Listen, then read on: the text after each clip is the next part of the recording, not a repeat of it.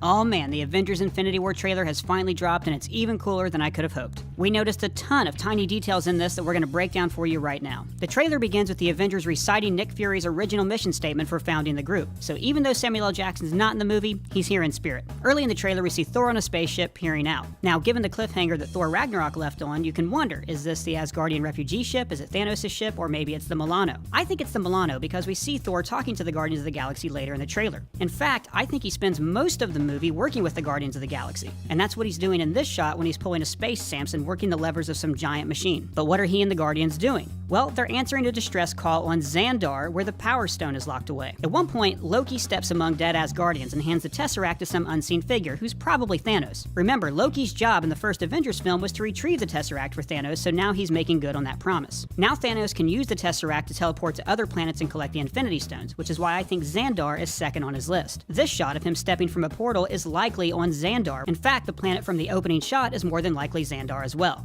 And this shot of Thanos adding the Power Stone to his gauntlet is Xandar, but the trailer cuts it together to look like Iron Man is fighting him in the same moment. The trailer definitely shows us that the first two Infinity Stones Thanos collects are the Space and Power Stones. Alright, now let's go back to Earth, where Bruce Banner has crashed through the ceiling of Doctor Strange's Sanctum Sanctorum, while Wong and Doctor Strange look down at him. This is also a nod to the Infinity Gauntlet comics, which began with the Silver Surfer crashing through Doctor Strange's ceiling and warning them that Thanos was coming. They must have called Tony Stark right away and told him, hey, you have a stray Avenger in our house, because soon Tony's standing in the foyer with the three of them. And Tony's also wearing the hoodie that he wears in one of the opening shots of the trailer when there's destruction raining all around him. Tony's shirt looks like it has an arc reactor or some kind of machine built into it. Probably his new armor just unfolds from his chest, which, that's kind of silly. In the first Iron Man, he creates a whole suit that he has to step into. Then in the second movie, the briefcase unfolds. Then in Civil War, his gloves appear from nowhere, and now his whole suit's on his chest. That thing does not obey the laws of physics at all. Alright, then we see Spider-Man on the school bus and hairs on his arm standing on end, which confirms Spider-Sense. Spider-Man Homecoming director John Watts said they didn't use Spider-Sense in that movie because it had already been explored in his other films. But we knew that he had to have Spider-Sense because of this shot in Captain America Civil War when Spider-Man dodges something Winter Soldier throws at him without seeing it. There's an enormous circular machine floating above Manhattan. My guess is this opens up a portal so Thanos can bring his entire armada into Earth.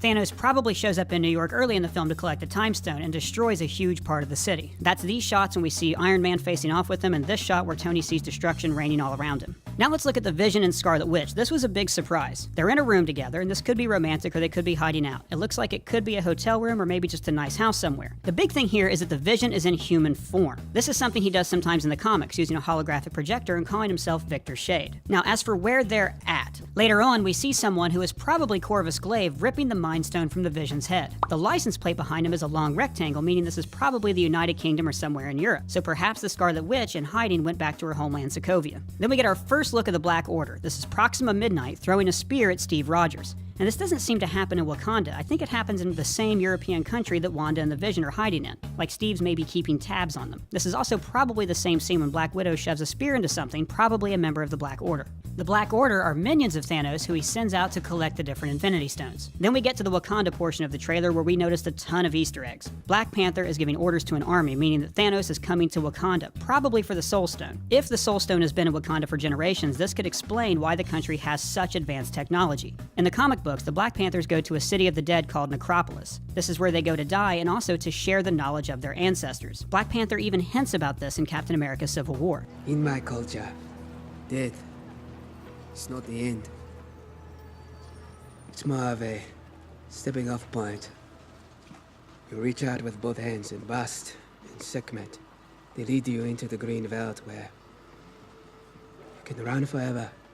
It could be that Necropolis exists in the MCU and that it's where the Soul Stone is hidden away. My money says that we're going to see the Soul Stone in the Black Panther film. And this also explains why all the characters seem to converge in Wakanda. We see glimpses of Captain America, Iron Man, Hulk, everyone but Thor and Ant-Man. And I like that Captain America has a beard in this movie, because during the shawarma scene in the Avengers, Chris Evans actually had a full beard that he grew out for the movie Snowpiercer. That's why when you watch it, Chris Evans keeps his hand on his jaw during the entire scene. Alright, we see Spider-Man in the Iron Spider suit that was teased at the end of Homecoming, landing on top of Thanos' machine. I think this is probably in Wakanda. At the end of Spider-Man Homecoming, he's not an Avenger, he doesn't have the suit. So it makes more sense if Thanos attacks the city, messes everything up, and Tony rallies the troops and gives Peter the new suit. And later, Thanos smashes Spider-Man into the floor, and these carvings make me think that this takes place in Wakanda as well. We see Bruce in Wakanda standing by a piece of the Hulkbuster armor, and he's talking to someone wearing a black jumpsuit and an elbow pad. This is probably Natasha, and it could be their first meeting since she shoved him into the pit during the Avengers Age of Ultron. And later we can see the Hulkbuster fighting outside of Wakanda. Steve, wearing his Cap uniform, which is now symbolically tarnished, is fighting Thanos' Outriders outside of Wakanda's walls. Winter Soldier has a new robot arm, and he's joined the Wakandans standing beside Steve. We get a great shot of the Falcon flying over the battle, and you can see the Hulkbuster fighting below. And this is the first time we've gotten to see a giant pitched battle in the MCU, and I'm pretty excited for it. One of the last shots in the trailer is everybody running toward the camera. We have Black Panther, his bodyguard, Natasha, Steve, Hulk, Falcon, and War Machine. And this is our only look at War Machine, so I'm glad that he's getting better after his injury in Civil War. The only Infinity Stone we didn't see was the Reality Stone, currently held by the Collector. My guess is that Thanos is saving that one for last. So in the next movie, the Avengers are going to have to follow him out into space. If you noticed anything that I didn't, please leave it in the comments below, and don't forget to subscribe. For Screen Crush, I'm Ryan Airy.